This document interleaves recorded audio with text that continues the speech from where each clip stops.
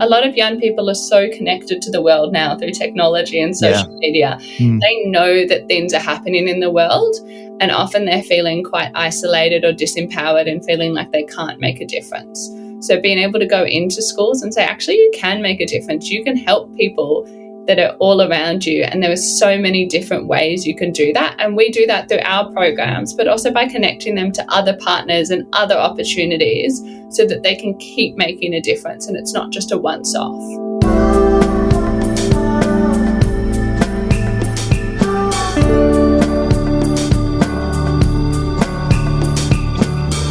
So to the grandparents, the parents, the uncles, the aunties, the educators, the teachers of the next generation, this episode, I believe, will be for you. I'm joined by Maya Marcus, who is going to talk to me about the impact that children can make, both in the short term and in the long run, with socially responsible causes, and really talking about charitable giving as a kind of pathway for the next generation. So I know that Maya is very deeply passionate about empowering people and organisations to unlock their full potential to create impact. And she's the CEO of Kids in Philanthropy, a not-for-profit organisation focused on supporting young people experiencing disadvantage by empowering the next generation of Australians to be philanthropists, giving their time, talent and treasure, which we'll speak about, to those in need. Maya joined the organisation inspired by this vision, bringing experience in youth empowerment and education, as well as in helping social enterprises grow and scale their impact. So welcome, Maya. Thank you. Really excited to be here and have this chat today. So in our previous conversation, we had a little conversation offline. You told me a little bit about your career transition from STEM research into this new role as the CEO of Kids in Philanthropy. Can you talk to us a little bit about your journey in how you got here? Yeah, absolutely. Most of my first few roles in my career were really about working with young women and getting them into different STEM pathways, so STEM research, engineering, IT, and other roles like that. And I loved doing that. I loved working with women and helping them find different pathways to unlock their potential. And then I discovered a STEM and entrepreneurial program. And I fell in love with social enterprise and the ability to use kind of different skills and different business abilities and capabilities to make a difference and to introduce young people into social enterprise. And so I spent a lot of time in the kind of entrepreneurial education space, working at UTS and with young change agents. And then I started working with social enterprises themselves. And then I found out about Kids in Philanthropy and I fell in love with the concept. And I love that I get to work with a social enterprise because Kids in Philanthropy is itself a social enterprise, but also through that help young people and introduce them to social impact and to ways they can make a difference. How do we define young people, Maya? Because I don't think I'm in that definition anymore. It's pretty broad. I turned 30 this year and some people still call me a young person, so I identify as a young-ish person generally. At Kids in Philanthropy, we're generally working through schools, so with school-aged children all the way from kind of age 5 up to kind of 18. But at other organisations, it's generally under 25. I think sometimes being young is part of your spirit or your vibe, but there are different definitions out there as well. For sure. So maybe we can actually talk a little bit about the programs that you run so we have a bit of an idea about what, is it KIP? Would you call it KIP? Yes. Would that be? Yeah.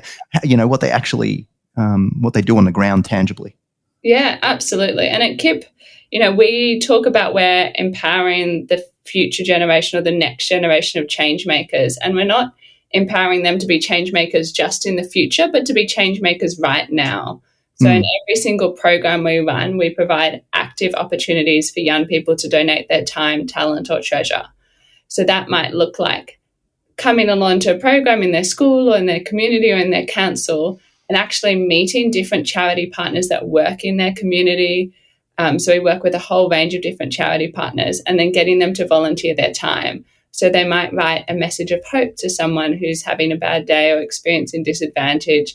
They might prepare a snack pack or a meal that helps people experiencing food insecurity. They might make a scarf, especially during winter, over the holiday periods, we create Christmas decorations, we create festive trail mixes to bring a bit of joy and love as well as food into people's lives.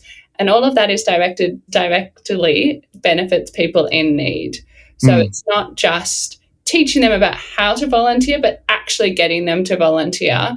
And then we support all of that with conversations with young people about what is philanthropy, what does it mean to donate, and why do we donate? And they get to hear directly from charities that are working with people on the ground every day and hear about why they do their work, why it's so important, where all the goods that they're creating are actually going to, and how that makes a difference.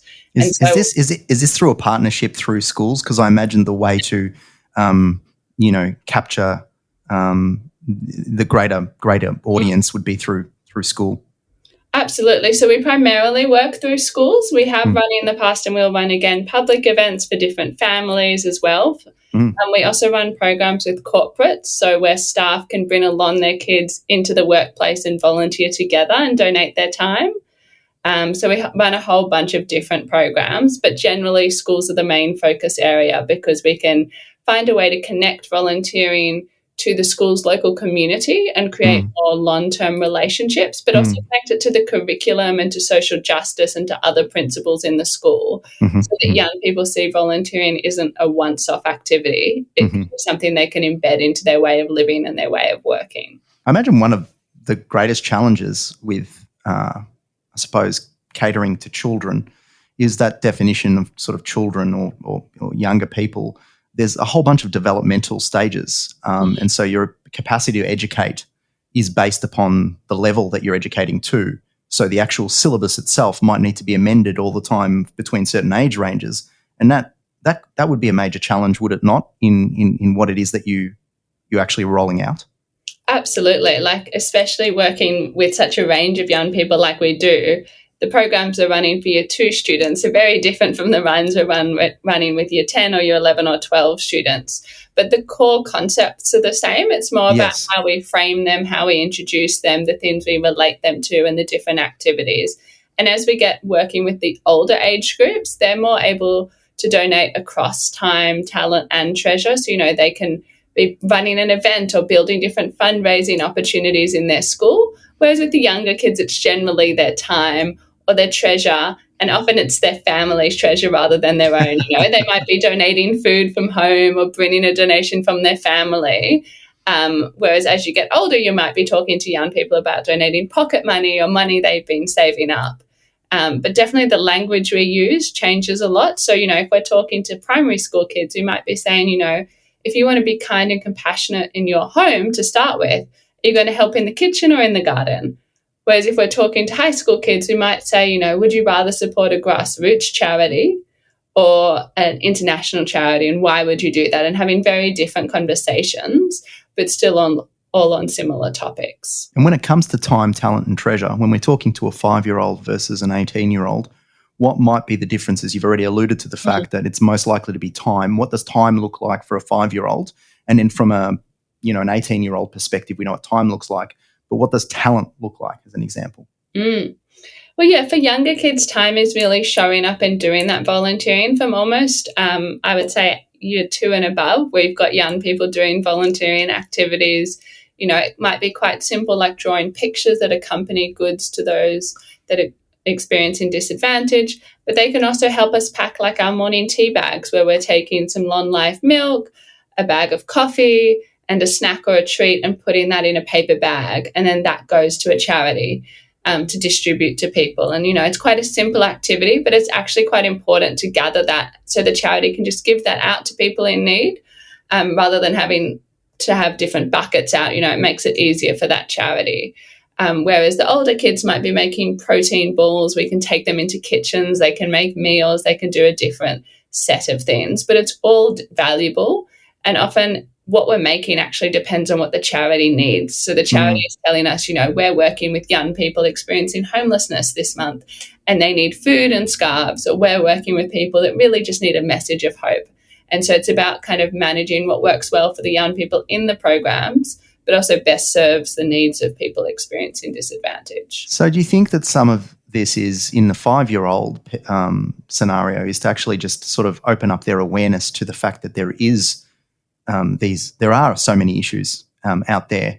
Whereas with the 18-year-old, it kind of feels like they know there are a lot of issues out there, but actually explaining more to them about the fact that there are certain skill sets that they are acquiring at a rate of knots that are actually able to make quite a lot of change for others. And so as they're acquiring these skill sets and refining them and improving them, they can not only, I suppose, utilize these skill sets to look after themselves and their family in the future, but also give back to the community.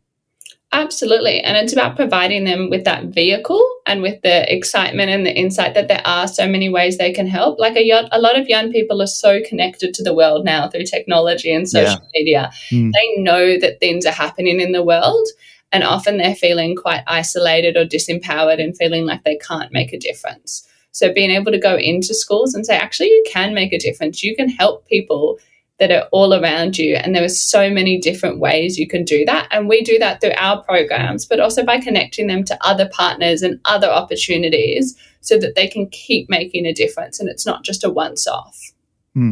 So what are the tangible ways that these programs make an impact, both to the givee and the giver, so to speak? Yeah, absolutely. Well, to the giver, we love to talk about the gift of giving. Like, giving is really receiving, because there's so much research that shows by donating your time or your money, you are actually receiving a lot of benefits. It can boost well-being. It can increase your connection to the community, your sense of connection and belonging. It can really make a difference to your physical health, depending on the volunteering you're doing. There's so many benefits, and there's some great research that really shows those benefits come through at all ages and across a whole bunch of different ways of being philanthropic. To the receiver, there's obviously a lot of benefit, and that really differs depending on the person and what they need. Some of the charities we talk about, the food that we provide means that a young person going to their first day in their first job ever actually has breakfast and lunch that day. And they're more likely to then be able to actively participate in that job. They're more likely to be retained in that job because they've got the energy and the brain power to be able to really make the most of that opportunity. And so, or a person who was previously really cold and didn't have any connection to the community might get a message of hope, a handmade scarf, and something that, can really make a difference in that moment for them. And then obviously if we're donating money, that money is getting donated to different charity partners, and they can choose how they want to spend that to help the people that they're serving and their beneficiaries. And they do that in a whole bunch of different ways. And, we're not a frontline organisation, so we really trust our charity partners to determine what are the needs of their beneficiaries. That makes sense. So you kind of mentioned this idea of the science showing that people get a lot of benefit out of giving, and it kind of you almost think that the faith-based organisations that have been doing this for so many years kind of had a kind of innate feeling that this might be the case. Now, there's obviously a rise in secularism across the world, and I imagine that that's why there might be the gap for KIP to come in and sort of actually reclaim and explain that this giving to others and being involved in the community is something that is has a self-interest, an evolved self-interest in a sense. Yeah, and it's a bit of a balance, right? Like, you don't want people to be donating their time just for the benefits that they get. No, yeah. Kind of a side benefit that they get. And I think, as communities become less connected, it can become harder to find volunteering opportunities, but that just makes them more important, because it's such a great way to reconnect with the community, to make friends, to connect with people, to help those in your local community, and also to understand and empathize with people.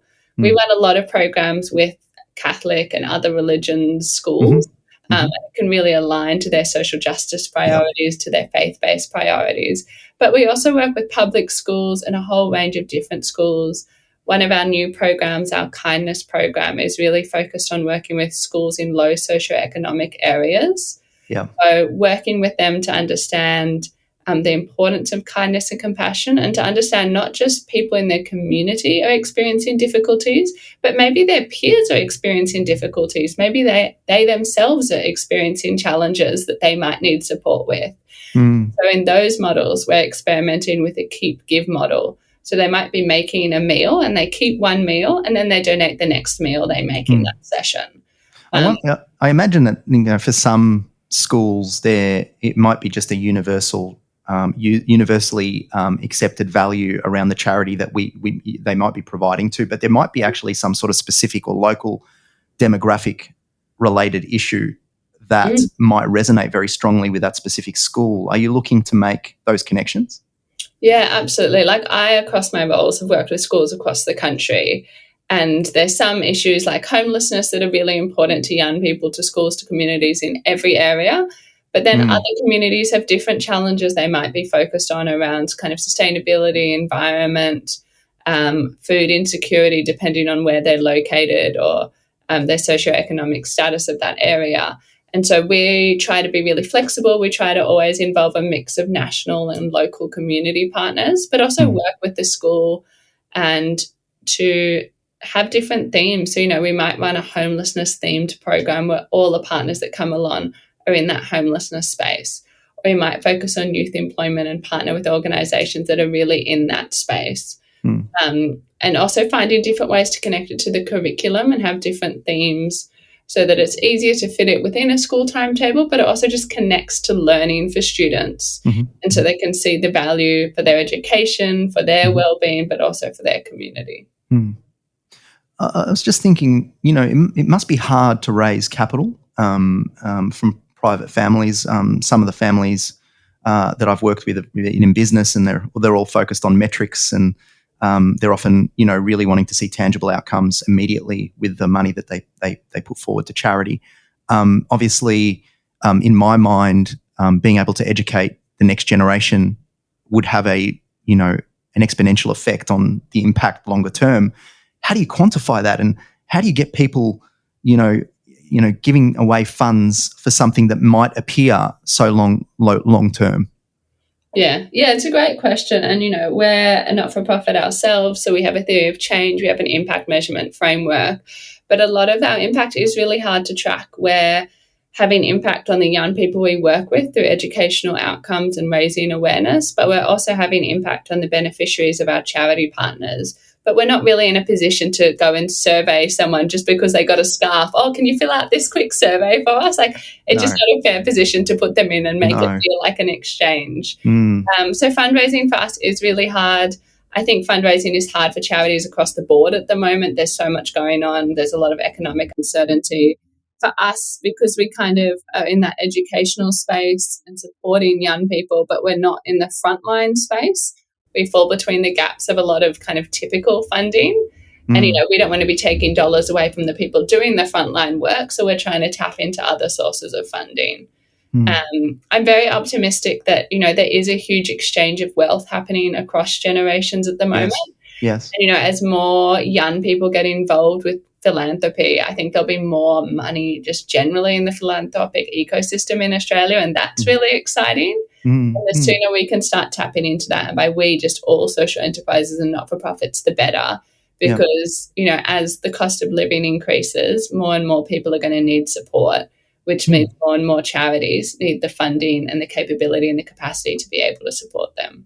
We know that the federal government has announced that they, committing to doubling philanthropy by 2030. And we also know that Australians lag behind other countries in this particular area. So there's room for improvement, and it's an opportunity, isn't there? Are you optimistic about this sort of area? Absolutely. And that's why I do what we do, at Kids in Philanthropy, because I think the sooner we can get people volunteering, from the younger the better, and it just becomes a way of living. I'd love to see that, all people in Australia are finding ways to contribute, whether that's through donating their time, their talent, or their treasure, and finding ways to help people in need. I think if you're in a privileged position, you have a bit of a responsibility to help those around you. And it's such a joy and a privilege to be able to do that. And I hope people can start to realise that. I think the more we talk about volunteering, hopefully the more it excites people. I've definitely infected a lot of my friends with the volunteering bug. And I think, every time we run a Kids in Philanthropy program, we're getting more young people involved. But we're also hoping that those young people go home and talk to their friends and their family and say, I had an amazing day. I love doing this. I learned about these charities. I helped people, and get other people excited about it too. And it just becomes that kind of domino effect in a way. Makes sense. So at the family level, how important is it for family to get involved with the children when it comes to this aspect? Like, you've obviously got an organisation that helps, but, how important is it on the ground for family members to actually teach their kids, empower their kids around this particular area? And have you seen examples of families doing this where they're able to pass on their values through the journey of giving? Absolutely. I think families are really essential. There's no debate about how influential parents are on their children. And I think, if kids are doing volunteering, expressing interest, being so supportive of that. But if they're not, finding ways like coming along to a KIP program, organising other opportunities for young people and taking them and letting them witness things. When I was young, my parents took me to marriage equality marches and feminist rallies. I was a 3-year-old bub at Nelson Mandela's election, and I feel like all of those things planted this seed in me. And I think, families can do so much about supporting young people and finding different ways to engage them. And, it might just be about at Christmas time saying, okay, well, we've got some presents for you, and then we've got these presents we're going to go and donate to a local community organisation. Or it's Clean Up Australia Day, it's Earth Hour, let's participate, let's make it fun, let's do it as a family. And talking to them about percentages of their pocket money, or if you're making donations, working with the kids. There's some great programs out there where kids are the ones making the decisions about where donations go. Mm-hmm. So, you can do the same in the family home and say, these are 3 organisations we're considering. What do you think? And having conversations about it and just normalising volunteering as something you do and something they'll do and something everyone can do. It sounds to me like part of it is, parents and the leaders of families actually having to be involved potentially themselves and understanding their role in giving back to the community themselves, and understanding that then naturally the extension is, well, how do I get my children more involved? It sounds unreasonable to expect that a leader or a parent not doing it themselves would expect their child to be doing something that they're not. Would that be true? Yeah, I think, leading by example is always a great way to inspire others and to build behaviour. But it is hard, People don't always have the capacity to do it, which is why I love that time, talent, treasure model. Yeah. You don't have time, have treasure. And that might be money. It might be the clothes in your closet you're not wearing and, ironing, cleaning them and donating them. It might be taking the scraps of fabric and donating them to be recycled. It might be about, donating a little bit of money every Christmas time. There's so many different ways that you can contribute that I think, it's just about finding what works for you. And if you don't have the money, donating time, and charities will take you for 2 hours a week, and you can be a graphic designer, a marketing person, a finance person, a customer service person. You'll find a way to contribute. Yeah, I love the fact that you've kind of distilled it into 3 separate dimensions, 3 separate areas that you can really contribute. Because I would say that one of the reservations or I suppose the myths is that I'm trying to make ends meet myself. I'm not sure if I'm ready to help when I can't help myself, is that sort of idea. But I've seen numerous examples of those that have modest financial resources but have been able to integrate community into their lives and made impact at various levels. Absolutely. And the 4th T that people have started to talk about is ties. So making connections for organisations. You might not have funding, but maybe a family foundation or a charity. Maybe a graphic designer who wants to donate their time. How can you bring people together and connect them? And that can have so much value and benefit as well. Oh, this is an interesting one because it kind of leads me to this idea of, some individuals who will promote the fact that they're giving to a particular organisation. And I've kind of thought about, the podcast is aligned to, a particular organisation that we have as well. And I've kind of been really careful about not, I suppose, trying to big note ourselves or something like that. But then I thought about it in the sense that, you know, we're also have the opportunity to be able to bring exposure to these organizations, and I can put my feelings of or worry about what other people might think of me aside if someone listens and researches the organization that we're supporting and actually thinks it's great too and helps out. Absolutely. Absolutely. And a similar option is, you know, if you're doing your Christmas or your birthday or shopping for any holiday, buying from not-for-profits, buying from social enterprises, and telling people that's what you've done, and told people, like, you know, I love buying this dress from the social outfit. You know, I love having my bicycle from this local not-for-profit, and just encouraging people to go and spend their money in really impactful ways. So, you know, we've kind of dispelled this myth that we can't work and help others due to the money consideration. But there are other sort of issues as well at play here. I think, you know, one of them is actually empathy burnout. So the rise of social media means that we see so many more issues than we ever have. And I know, for one, sometimes I have to tune out from the news just so that I can function as a financial planner and help my clients out. There's only so much empathy that one has. So you know, do you see that as well in terms of being able to speak to kids about the fact that it's okay that you can't do everything for everybody? Yeah, absolutely. Like, empathy burnout or empathy fatigue are real, and it's really hard to kind of get through something like that and still find a way to contribute. But I believe people can. And sometimes it's about making decisions. You know, you can't support every organization. But what can you support that triggers excitement and passion in you? You know, if you have children, maybe you're supporting your local community organizations. Maybe you're volunteering with the school. If your kids are into soccer, maybe there's a soccer-related organization. If you're really passionate about animals, then focus on animals, you know. Focus on something that makes you excited, and that can really reduce some of that burnout and fatigue. And just be gentle on yourself. We talk about being kind and compassionate to others, but that only works if you're kind and compassionate to yourself. Yeah, that's for sure. So how important is the qualitative aspects of charity and charitable giving when it comes to the outcomes when you're talking to children versus the quantitative? Because like I said, like a lot of adults and in you know, who have foundations as an example, are very much focused on the quantitative metrics and what the charities can actually tell them about what their dollar is actually bringing tangibly, where, you know, there is the heart aspect of things as well, and the story around, you know, how change might be happening through example.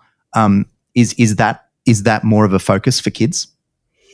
Yeah, I think when you're talking to young people, they want stories, but they also want quantitative. Like, sometimes when you have statistics about what percentage of people in Australia experience homelessness, or about the age that, you know, a lot of people of their age are experiencing homelessness, that can really hit home. I've always been a fan of qualitative and quantitative and bringing them together, or using qualitative stories to extrapolate data.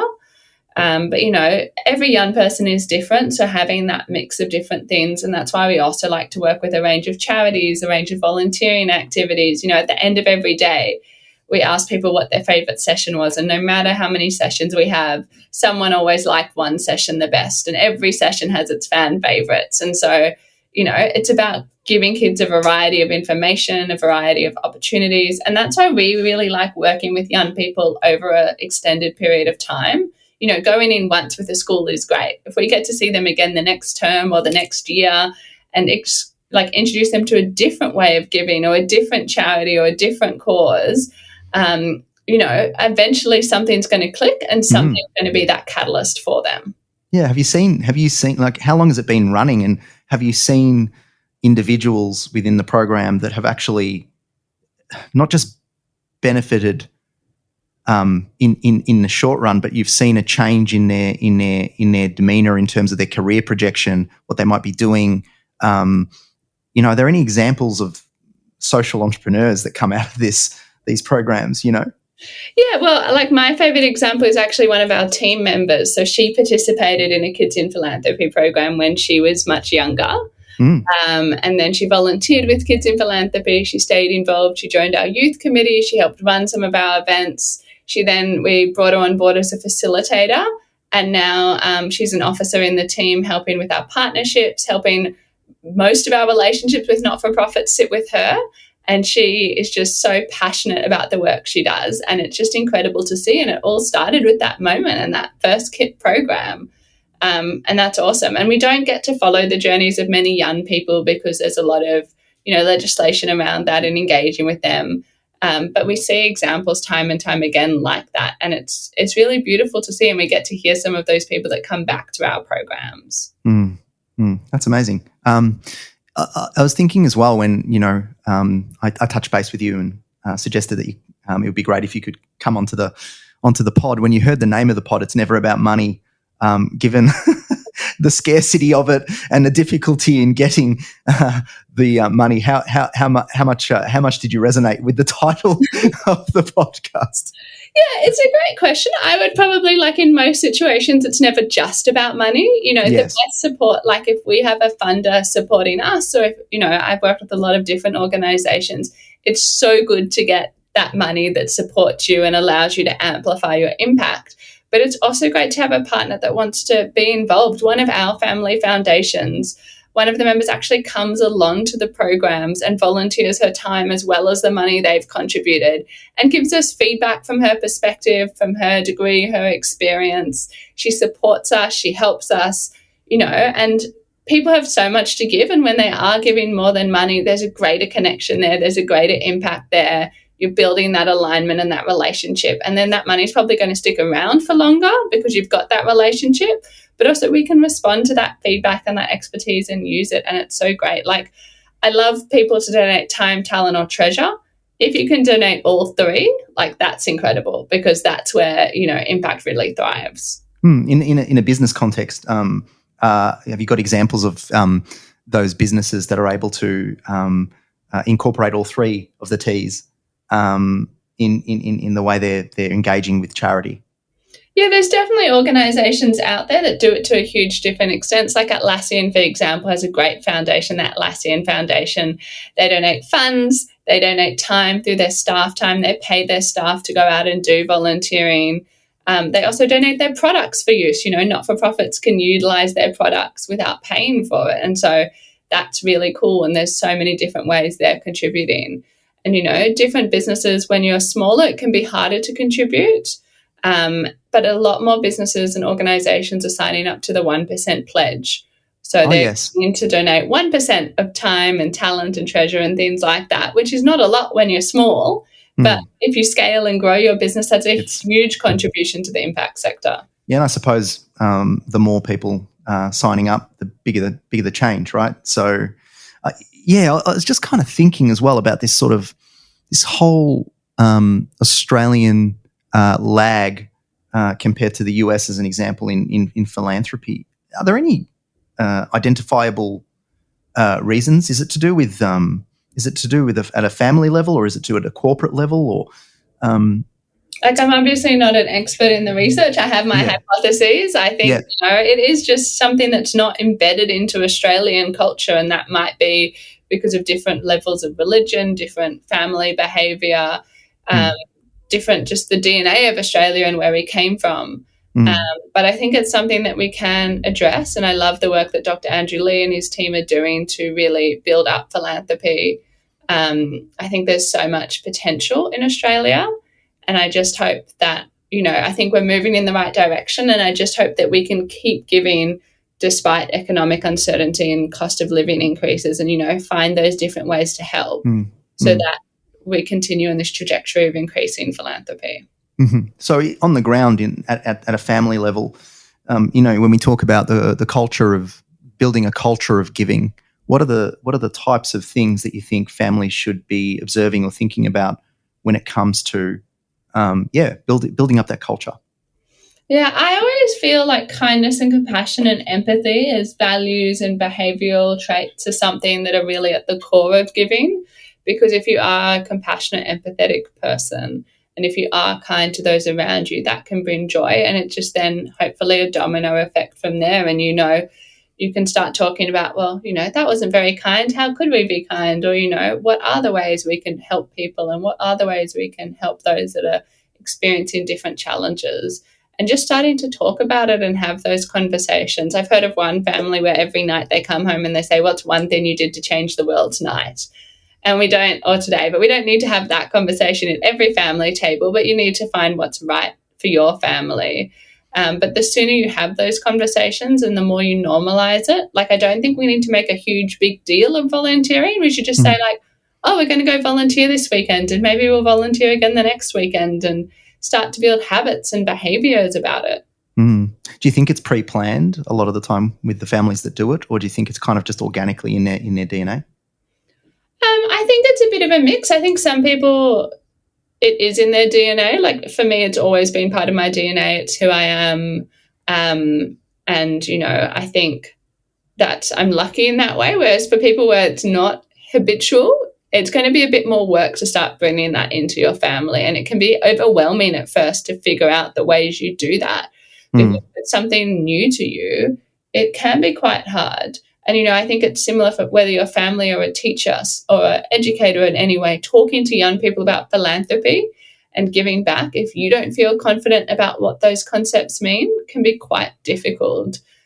So I think starting that learning journey, starting talking to different local charities, starting with things that are close to you and easy to you, you know, if it is a charity in an area you know about, like if you're a finance person, it's a financial literacy charity, then you can focus on learning about the charity rather than learning about the finance part, because you know the finance part.